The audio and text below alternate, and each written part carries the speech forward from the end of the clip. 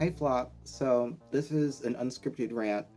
I just want to yap for a bit about my existence and how much it terrifies me because we are definitely going through hard times, very Ethel Kane hard times if you get the reference. But being gay and being trans is possibly one of the scariest predicaments that anyone could be in right now, especially with everything going on and the way everything's been lately and before the before. The first sub question to this question about being gay or trans is why does any of this matter, right? Well, first of all, this stuff affects people's lives. This stuff affects how people perceive other people and how people are treated and how how hard of a life you actually seem to get basically at this point. I think it's important to sort of ask myself why I'm trans in the first place. Maybe this might come across someone who has similar questions or might not think too highly of people such as myself, POC, LGBT, XYZ, all that. My identity, I don't want to say it's because of something that happened to me. I like to think that I was just born this way. I was Lady Gaga born this way, you guys. But I do think that there was some sort of nurturing aspect to this. If we can be real about it, there are definitely some things that make certain traits more likely than others, and certain things that might predispose you to certain proclivities. And I think one of them was that I was just sort of raised in a feminine space. Like I think that might have something to do with it, and I think that if you want to prevent your child from becoming anything other than cis, white, or straight, or whatever, I think that trying to use this as advice column in terms of how to make sure that your child doesn't turn out like me, I don't think doing things differently is going to work, honestly, because it's going to be how it's going to be. And if they end up like me, girl, that's not on you. You didn't do anything bad as a parent. You didn't screw up. You didn't make a bad decision. Your child isn't damned to hell forever. Like, your child's gonna be fine. Shut up. Sit down. Take a Percocet. Like, leave me alone.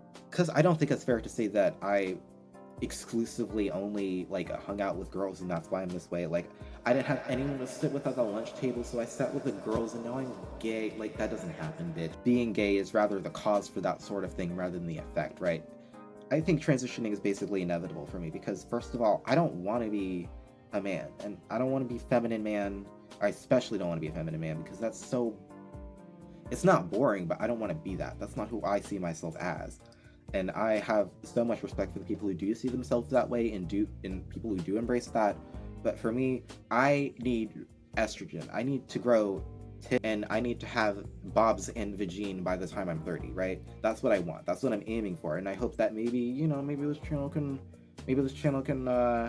help me get to that point, because I don't have income for estrogen or anything like that. But I have been diagnosed. This isn't me. This isn't me.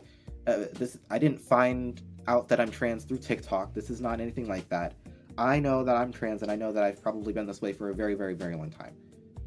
Because honestly, boy clothes suck. Hanging out with boys sucks. The things that boys do suck.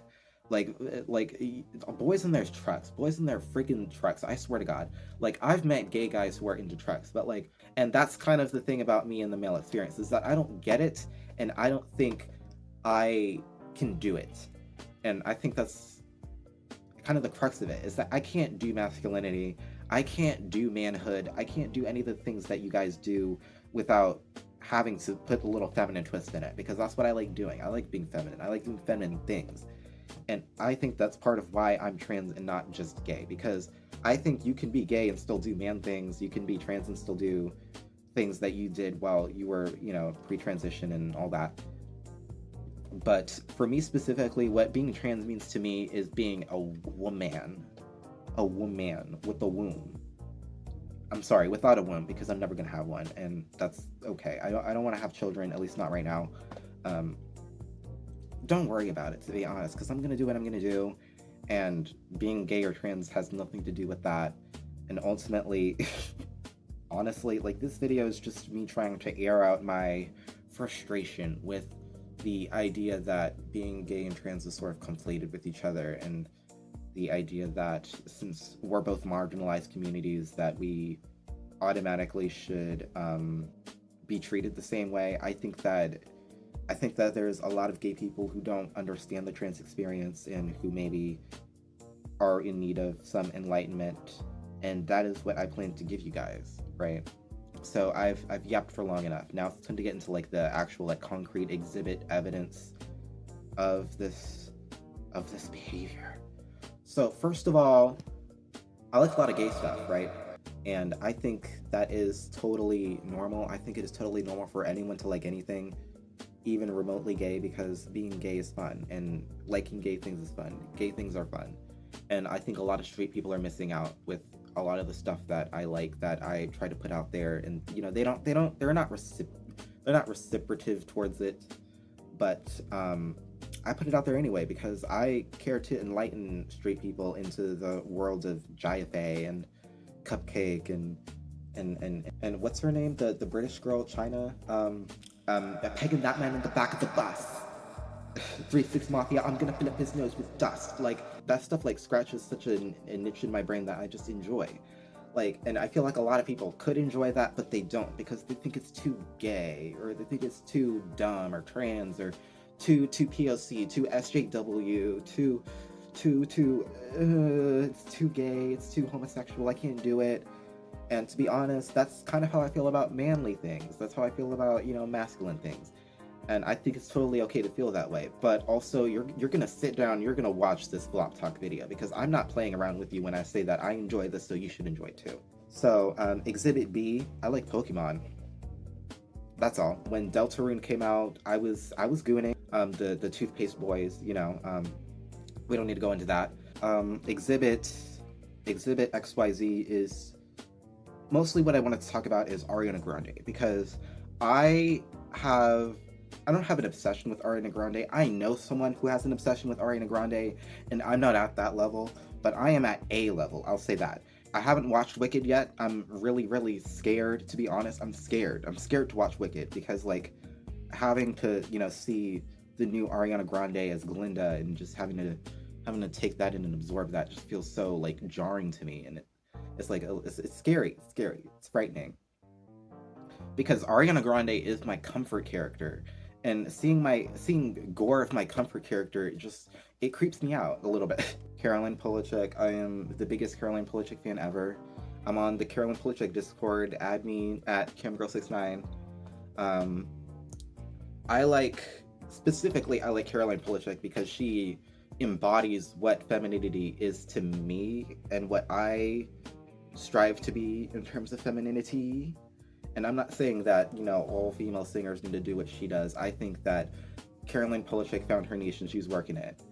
And I think that, you know, if people don't like it and if people aren't super into it, I think that's perfectly fine. That's valid, even. And the reason why I'm obsessed with her is because she is so, like, hard femme. Like, she's so she's so cool. And that's what I like about her. She's just cool. And that's what I like about women in general, is that they're cool. Like, they're cooler than men. They have so much more going on than men. Like, and I'm not saying that because I grew up around women and I think that I have some sort of bias against men and for women. That's not what's going on here, okay? Like, I have been around men quite a lot.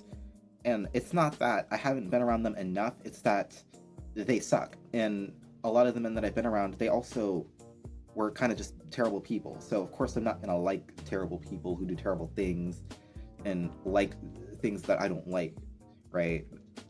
What am I talking about? Caroline Polachek, Ariana Grande, Undertale, Deltarune. All of these things, they don't make me trans, but that is what I do. And that's what I'm gonna continue to do, because being this way is very important to me, and liking the things that I like makes me feel like I have something to actually live for. You know, in light of all the stuff that's going on. It's so necessary to the human experience, I think some part of the population has to do this, right? Because this can't just not happen. Even if God does exist, you know, like, I'm sure God is totally fine with all of this. God made trans people. God made us in his image, in her image, actually, because, you know. So yeah, that's all I really wanted to talk about when it comes to my femininity and the things that I like about music and everything, and about how I choose to channel my femininity to do things that are very unproductive, but also kind of cool. And I think that, you know, maybe you can try it if you're thinking about it. You know, we can talk. You know, tell me your deepest, darkest secrets. Magdalena Bay. Shout out to all the girls. Shout out to Micah, Mercurial Micah. Shout out to the besties. Shout out to Ariana Grande, Nicki Minaj. Shout out Cardi B.